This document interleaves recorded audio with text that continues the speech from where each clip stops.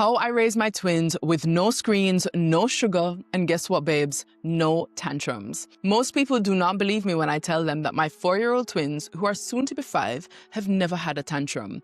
And considering that most tantrums happen between the ages of 1 and 3, I think it's safe to say, babes, that it might actually never happen for us. I don't do any screens, I don't cook with any added refined sugars, any ultra-processed foods, and yet we travel the world with ease. Today, I'm gonna share with you my exact framework that lets me say, babes, I am smashing motherhood. So, first up, when it comes to food. Most people, I think we think of food as just filling our tummies, but I think there's a strong connection between food and behavior.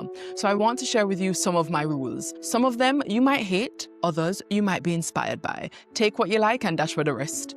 First up, when I am cooking, I do not cook with any added refined sugar or any ultra-processed foods. This means when I say refined sugar, think of it sugar in a packet. My kids eat plenty of sugar. They get natural sugars from the fruits that we eat every day, from their carbohydrates. But refined sugar, as in when we take it out the jar and add it to the food, that for me is a no-go at this age. The other thing I would say is ultra-processed foods. If you think of packets with long lists of things that you don't recognize and that you don't have in your house, the chances are, baby, it's an ultra-processed food. No, we have been traveling for 11 months now, which means that we have been eating out at a lot of restaurants, and I don't call ahead and check what oil they're using, what ingredients they're using. I was once a restaurateur. I would never be an annoying customer. I also eat a lot of street food with my babies, and I'm sure they're sneaking a little palm sugar here and there, and I would never question that. The point is that since they have been 4, we have been consuming food that other people have cooked,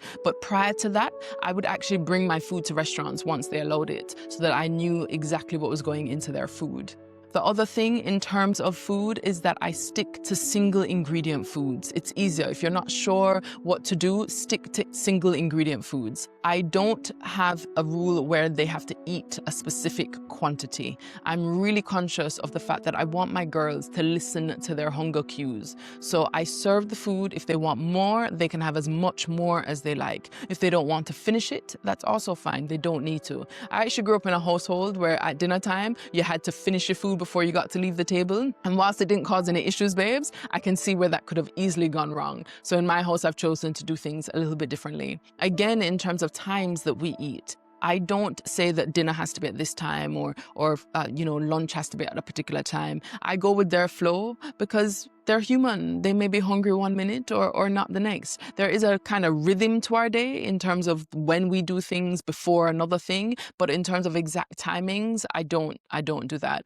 The other thing I'd say is that when it comes to food, we're not drinking any soda, any juices. They have had a few fruit juices since we've been here. And when I say fruit juices, I mean freshly pressed. So every day we have a coconut in Southeast Asia, but also they have had sugarcane juice in Jamaica. They have had watermelon juice here. I read from the NHS website once that children should have no more than 150 milliliters of juice a day, and it should always be consumed with food. And baby, 150 milliliters is not a lot, So I prefer just to say we don't do juice in general, and then when we do it, it just becomes an easier thing to manage. Whereas I see people sipping on drink, and I think that sometimes we hear juice and we think that it's super healthy. So I get it, but I have chosen not to do that. The other thing is snacking. I do think that snacking is quite cultural. Growing up in Jamaica, it wasn't a thing. We didn't snack throughout the day. And so when I came to the UK and saw everybody snacking, it kind of really stood out to me. And what stands out to me even more is that when people have their children grazing throughout the day,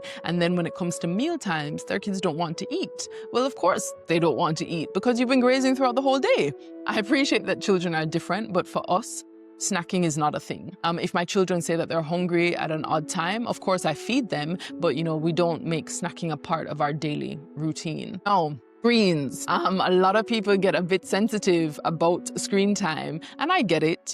We have been told that screens are going to buy us time as adults, that we can pacify our children with these devices and we can gain so much more. But I would say that anytime you make a decision where the first reason, the number one reason for that decision is convenience, it's probably not the right decision. And sometimes that can be hard to digest, but I think that this applies to screens. For us, it's a no-go. When we talk about the dinner table, I think of how much I learned as a child. I learned how to articulate, how to be confident, and how to just, be an adult by observing adult behavior. And I think that when I see someone with a screen and their baby, so much is lost. They're not communicating, the baby's not learning, and to me, that is really, really unfortunate. The other thing is that we are seeing more and more research about how overstimulating these devices are, right? And we know that the lights, the pace, a lot of people say, oh, well, I watched TV when I was little and I'm fine. Babes, the TV that you are watching in the 1980s and the 90s are not the same as the TV in 2025.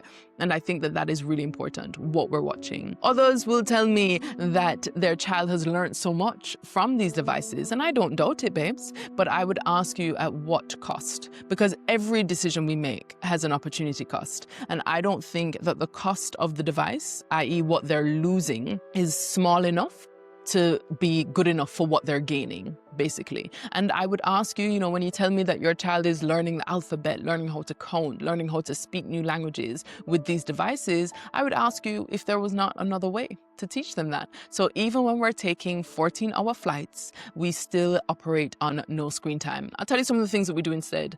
So we're big on puzzles. We're big on pairs, the game where you turn the cards over and you turn it over to memorize where they are. We have a bingo game at the minute that is very popular in our house. We do a lot of reading. I actually wrote my kids a storybook recently, and they have asked me to read it 8 times in a single day. So it must be good, either that or they're completely biased because their names are in there. But we do a lot of reading. I do homeschooling with my girls, so we do activities every morning after breakfast, and we do a lot of play. I read that you should play with your children for at least 20 minutes a day without giving them any instruction to help your bond. And I took that little nugget of information and I went with it, babes. So every day we play for at least 20 minutes, and it has had me doing handstands. I'm nearly 6 feet tall. And these children have me doing handstands. My bones are breaking, my knees are creaking. But I think that I'm investing in our relationship now, which will hopefully pay off in dividends later. And so, yeah, a lot of play. We listen to a lot of music. We do listen to audiobooks.